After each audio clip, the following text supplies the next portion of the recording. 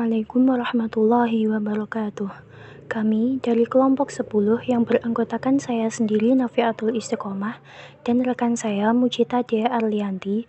Di sini kami akan memaparkan hasil diskusi kami tentang perbandingan pemikiran pendidikan Paulo Freire dan Hasan Langgulung.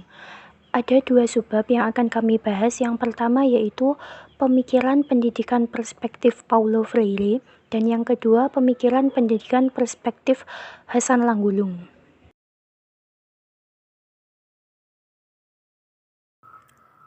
Paulo Freire lahir pada 19 September 1921 di Recife, di sebuah kota pelabuhan di Brasil bagian timur laut, dengan wilayah yang mengalami kemiskinan dan keterbelakangan.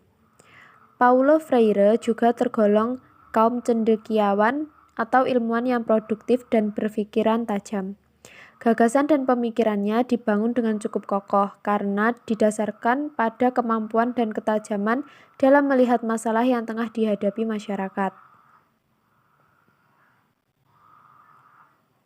Pemikiran Paulo Freire tentang pendidikan lebih menonjolkan ke masalah sosial. Sebagai realitas sosial, ilmu pengetahuan bukan barang yang hanya dimiliki oleh segelintir orang, tetapi kemampuan atau keterampilan untuk melihat dan mengerti kenyataan melalui bahasa yang tepat.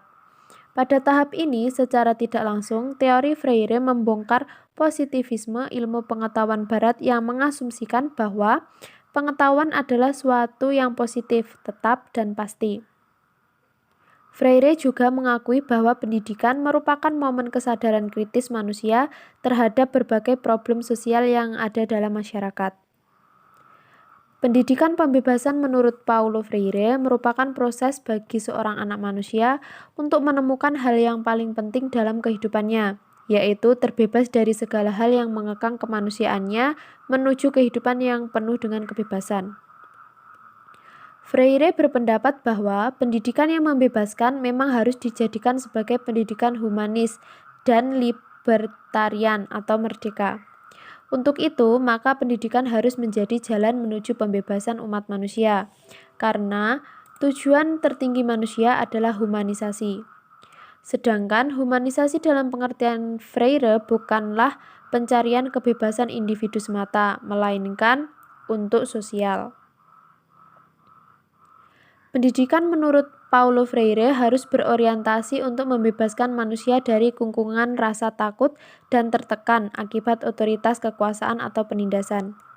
Konsep yang ditawarkan oleh Freire ini secara ideal mestinya mampu menjadi solusi atas bentuk-bentuk ketimpangan sistem pendidikan kita, baik secara teoritik maupun praktik di lapangan.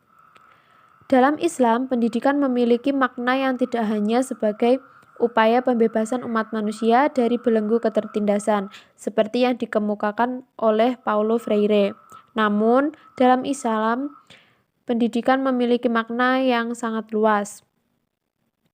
Secara efektifnya, pendidikan Islam telah melibatkan diri untuk memajukan dan mengembangkan intelektualitas manusia, membantu untuk memantapkan penghayatan dan pengamalan etika yang sangat tinggi dalam agama dan akhlak, memantapkan prinsip-prinsip kemanusiaan dan dasar-dasar demokrasi. Pendidikan Islam sebagai suatu sistem sekaligus proses bermaksud membina, mengembangkan, dan mengarahkan potensi dasar insaniah atau jasmani rohani berdasarkan nilai-nilai transformatif ajaran Islam. Kedua, pemikiran pendidikan perspektif Hasan Langgulung. Ada 3 poin. Yang pertama, biografi. Yang kedua, corak pemikiran pendidikan Hasan Langgulung. Dan yang ketiga, pemikiran pendidikan Islam menurut Hasan Langgulung. Poin yang pertama yaitu biografi. Hasan Langgulung lahir di Lapang, Sulawesi Selatan pada tanggal 16 Oktober 1934 dan wafat pada tanggal 2 Agustus 2008 di Kuala Lumpur, Malaysia. Hasan Langgulung merupakan seorang pakar di bidang pendidikan, filsafat, dan psikologi. Beliau termasuk pemikir yang kreatif dan produktif. Hal ini dibuktikan dengan karya-karyanya yang berbentuk bahasa Inggris, Arab, Melayu, atau Indonesia. Di antara karyanya adalah buku-buku yang berjudul Filsafat Pendidikan Islam tahun 1979, Teori Kesehatan Mental tahun 1986, Manusia dan Pendidikan tahun 1995, dan lain sebagainya. Lalu poin yang kedua mengenai corak pemikiran pendidikan Hasan Langgulung. Ada 3, yaitu yang pertama, pendidikan sebagai pengembangan potensi, yang kedua, pendidikan sebagai pewarisan budaya, dan yang ketiga, pendidikan sebagai interaksi antara potensi dan budaya. Yang pertama, pendidikan sebagai pengembangan potensi. Menurut Hasan Langgulung, proses belajar merupakan proses pengembangan potensi individu sebanyak-banyaknya. Ada 3 potensi manusia, yaitu kognitif, psikologis, dan jasmaniah. Yang kedua, pendidikan sebagai pewarisan budaya maksudnya adalah pendidikan harus selalu senantiasa diwariskan kepada generasi selanjutnya, sehingga tidak terjadi hilangnya identitas suatu bangsa. Selain itu, juga harus ada bentuk pengamatan dari pendidikan itu dalam kehidupan sehari-hari. Lalu yang ketiga, pendidikan sebagai interaksi antara potensi dan budaya. Pendidikan dipandang dari dua segi, yaitu yang pertama dari sudut pandang masyarakat dan kedua dari sudut pandang individu. Dari sudut pandang masyarakat, pendidikan merupakan pewarisan kebudayaan, sedang dari sudut pandang individu, pendidikan berarti pengembangan potensi individu. Lalu poin yang ketiga, pemikiran pendidikan Islam.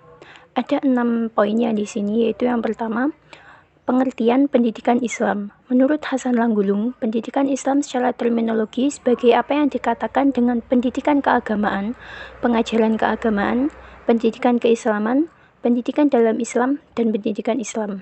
Lalu yang kedua, tujuan dari pendidikan Islam. Menurut Hasan Langgulung, ada 3 tujuan pendidikan Islam, yaitu yang pertama, tujuan akhir, yang kedua, tujuan umum, dan yang ketiga, tujuan khusus. Lalu, yang ketiga, kurikulum. Hasan Langgulung menjelaskan bahwa kurikulum pendidikan Islam hendaknya disusun berdasarkan prinsip-prinsip, yaitu prinsip keutuhan, integralistik, kesesuaian, keaslian, ilmiah, praktikal, dan holistik.